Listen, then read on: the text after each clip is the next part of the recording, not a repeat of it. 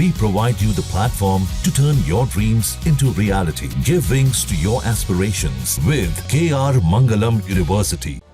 कन्हैया कुमार बिहार विधानसभा चुनाव लड़ना चाहते हैं और अब उनके मन की बात बाहर भी आ गई। साथ ही साथ बीते दिनों कन्हैया ने अपने धुर विरोधी तेजस्वी यादव की जो तारीफ की थी और उन्हें सीएम फेस क्यों बताया था, इसका भी पता चल गया। असल में कांग्रेस नेता कन्हैया कुमार ने कहा है कि अगर पार्टी उनसे कहेगी तो वो आगामी बिहार विधानसभा चुनाव लड़ने को तैयार है। क्रिकेट का उदाहरण देते हुए कन्हैया कुमार ने कहा कि जिस तरह क्रिकेट के मैदान पर बल्लेबाजी, गेंदबाजी और फील्डिंग जैसी जिम्मेदारियां निभानी होती है, उसी तरह राजनीति में चुनाव लड़ना भी एक जिम्मेदारी है।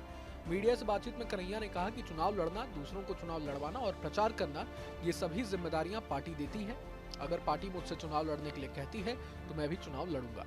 उन्होंने कहा कि पहले भी जब मैंने चुनाव लड़ा था तो वो पार्टी के आदेश पर था। उनसे पूछा गया था कि क्या वो इस साल के अंत में होने वाले बिहार विधानसभा चुनाव में लड़ेंगे।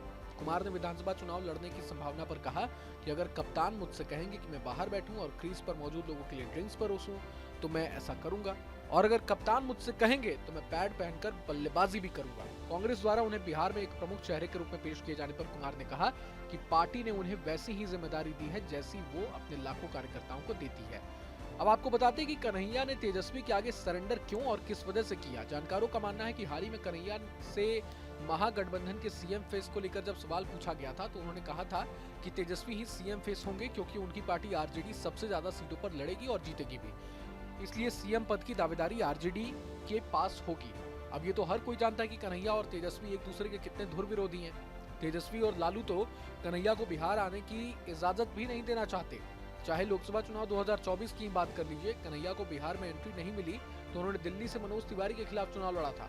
अब ऐसा कहा जा रहा है कि कन्हैया चाहते हैं कि वो बिहार में आकर विधानसभा चुनाव लड़े, लेकिन इसके लिए उन्हें पहले तेजस्वी और लालू यादव को मनाना पड़ेगा, क्योंकि जब तक वहां से हरी झंडी नहीं मिलेगी तब तक बिहार में कन्हैया की एंट्री मुश्किल है। हो सकता है कि इसीलिए कन्हैया ने तेजस्वी को सीएम फेस बताकर पहले ही ये क्लियर कर दिया हो कि वे उनके रास्ते में नहीं आएंगे।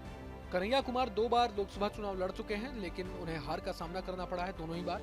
उन्होंने पहली बार 2019 में बिहार के बेगूसराय से सीपीआई के टिकट पर चुनाव लड़ा था और फिर 2024 में उत्तर पूर्वी दिल्ली से कांग्रेस के उम्मीदवार के तौर पर चुनाव लड़ा था।